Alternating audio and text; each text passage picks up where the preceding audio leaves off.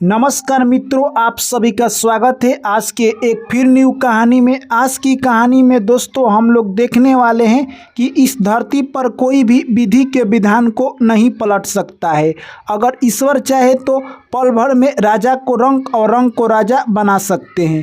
तो दोस्तों ये कहानी बहुत ही ज्ञानवर्धक होने वाली है, इसलिए कहानी को पूरा सुनना और वीडियो को अंत तक जरूर देखना। चलिए कहानी को शुरू करते हैं। उससे पहले आप लोग चैनल को सब्सक्राइब कर लीजिए और नोटिफिकेशन को ऑन कर लीजिए और अच्छे अच्छे कमेंट किया कीजिए। एक प्यारा सा गांव था। उस गांव के सामने एक छोटा सा जंगल था। उसी जंगल में एक साधु बाबा रहा करते थे, जो भी लोग वहां से राहगीर आते उनका भाग्य देखकर वो बताया करते थे। जो भी लोग आए अपना भाग्य पूछकर वहां से चले जाते। उसी गांव में एक पंडित परिवार का लोग रहते थे, जो कि वो पति पत्नी थे। उनका कोई भी पुत्र नहीं था। एक दिन पंडित जी बोलते हैं कि हे पंडिताइन, तुम सुनती हो हमारे भाग्य में पुत्र है या नहीं है? हमारे गांव के पास में एक साधु बाबा आए हैं, वो भाग्य देखकर बता रहे हैं। चलो हम उन्हीं के पास अपने भाग्य के बारे में पूछ लेंगे। उसके बाद वो पंडिताइन और पंडित उस साधु बाबा के पास जाते हैं और अपना सारा कहानी सुनाते हैं। उसके बाद साधु बाबा कहते हैं कि तुम लोगों के भाग्य में पुत्र की प्राप्ति है, परंतु तुम्हें धैर्य रखना पड़ेगा, और अपने झोले से कुछ प्रसाद निकाल कर दे देते हैं। पंडिताइन और पंडित जाते हैं अपने घर पर और प्रसाद ग्रहण करते हैं। कुछ माह के बाद कहे तो पंडिताइन गर्भ धारण करती है और समय हो जाने पर एक पुत्र को जन्म देती है।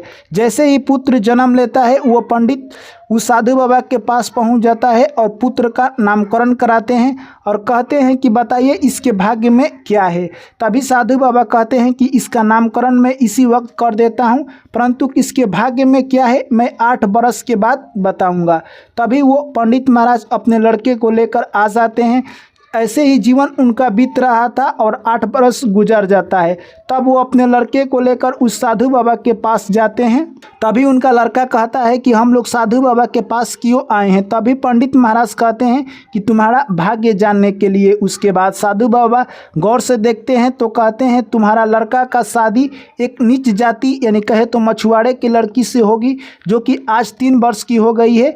एक मछुआरा यहीं पास ही में रहता है जिसकी 6ठी लड़की है, जिसका नाम है सुकन्या। उसी के साथ तुम्हारे लड़के की शादी होगी। यह सब बात सुनकर पंडित घबरा जाता है और कहता है कि ये तो मेरे लिए बहुत शर्मिंदगी की बात है। मैं पंडित जाति का हूँ और मेरे लड़के का शादी एक मछुआरे से होगी, ये मैं नहीं होने दूंगा। तभी वो साधु बाबा कहते हैं कि ये सब होनी करा रही है, यानी जो भाग्य में लिखा है वो होकर ही रहेगा।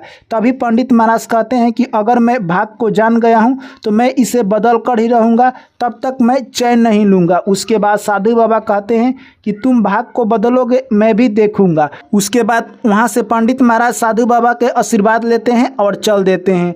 वो पंडित कहे तो मछुआरे के घर पहुंच जाता है और जैसे ही वो पंडित को देखकर मछुआरे काफ़ी खुश होता है और कहता है कि उज्जैन के पंडित महाराज आप हमारे द्वार पर पधारे, हमारा घर यानी शुद्ध हो गया। उसके बाद मछुआरा कहता है कि मैं आपकी क्या स्वागत कर सकता हूं।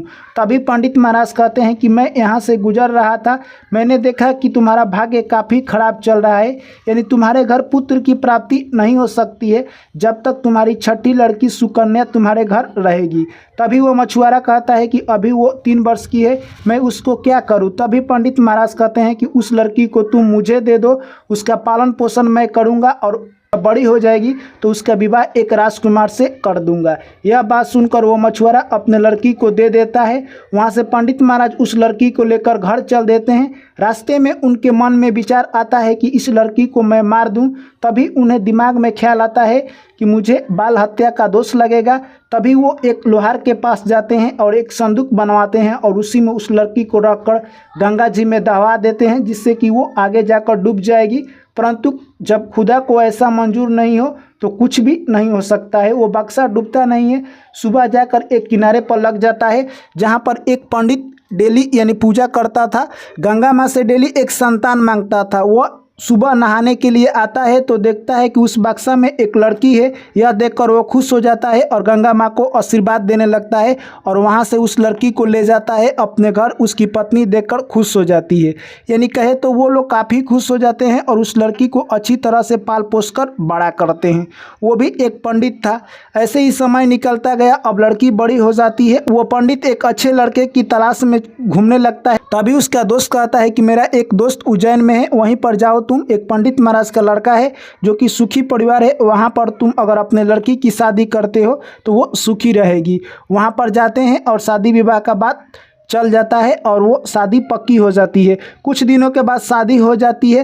तभी जो कि पंडित महाराज थे, जो कि भाग्य बदलने के लिए चले थे, वो उस लड़की को लेकर यानी जाते हैं साधु बाबा के पास और कहते हैं कि मेरी पतों का आप भाग्य देखकर बताइए।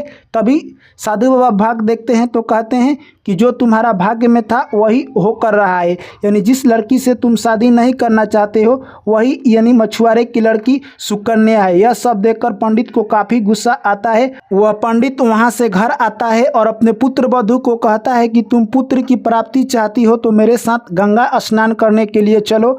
और पुत्र वधू को लेकर गंगा स्नान पहुंच जाता है। वहीं पर एक अंगूठी निकालकर गंगा जी में फेंक देता है और कहता है कि अगर तुम उस अंगूठी को ढूंढ कर लाओगी तो तुम्हें पुत्र की प्राप्ति होगी। अगर तुम अंगूठी नहीं ढूंढती हो तो मेरे घर लौट कर नहीं आना और अपने घर भी नहीं जाना। अगर ऐसा करती हो तो तुम अपने पति से हाथ धो दोगी।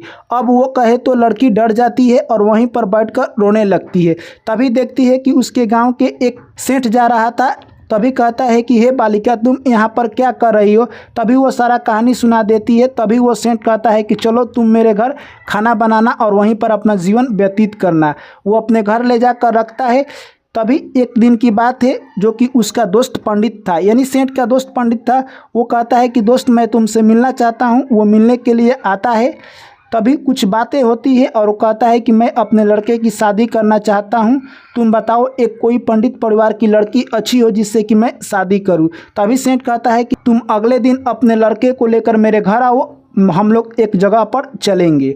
दोस्तों उसी दिन वो सेठ जाता है मार्केट और मार्केट से एक मछली खरीद कर लाता है। जो उधर मछुआरा था, अंगूठी फेंका था पंडित, वो मछली एक निगल गई थी। वही मछली सेठ खरीद कर लाता है और वही लड़की जब बनाती है तो उसे अंगूठी मिल जाता है। यह सब देखकर वो चौंक जाती है। और जैसे दिन अगले दिन सुबह हुआ, वो पंडित अपने लड़के को लेकर आता है। कहता है चलो तुम्हारा शादी विवाह का बात करना है। वो लड़का भी काफ़ी खुशी से आ रहा था। उस लड़के को वो पंडित पहले ही बता देता है कि तुम्हारी पत्नी नदी में डूबकर मर गई है। जैसे ही वो लोग सेठ के घर पहुंचते हैं तभी सेठ कहता है कि हे पुत्री, तुम इन लोगों को पानी पीने के लिए कुछ लाओ। जैसे ही वो लेकर आती है, यह सब देखकर पंडित चौंक जाता है और उसका लड़का देखकर दंग रह जाता है और कहता है कि हे पिताजी, आपने तो कहा था कि मेरी पत्नी इस दुनिया में नहीं है, परंतु ये कौन है। तभी वो सारा कहानी बता देती है। उसके बाद उसका ससुर उससे माफ़ी मांगने लगता है और कहता है कि मैं विधि के विधान को बदलने के लिए चला था, जो कि मुझसे नहीं हो सका, और अपने लड़के से भी माफ़ी मांगने लगता है। तभी उसका लड़का कहता है कि विधि के विधान को कोई नहीं बदल सकता है। और दोस्तों वहाँ से वो तीनों लौटकर घर आ जाते हैं। अब अपना खुशी खुशी ज़िंदगी बिताने लगते हैं। तभी वो साधु बाबा उसके घर आते हैं और कहते हैं कि हे पंडित महाराज, क्या आपने विधि के विधान को पलट दिया? क्या आपने भाग्य में जो लिखा था उसको बदल दिया? तभी वो पंडित साधु बाबा के गोड़ पर गिर जाता है और माफ़ी मांगने लगता है। कहता है कि हे साधु बाबा, आप मुझे माफ़ कर दीजिए। मैं बहुत बड़ा मूर्ख पंडित हूँ, क्योंकि मैं विधि के विधान को बदलने के लिए चला था, मैं भाग्य के रेखा को बदलने के लिए चला था, ऐसा नहीं कर पाया।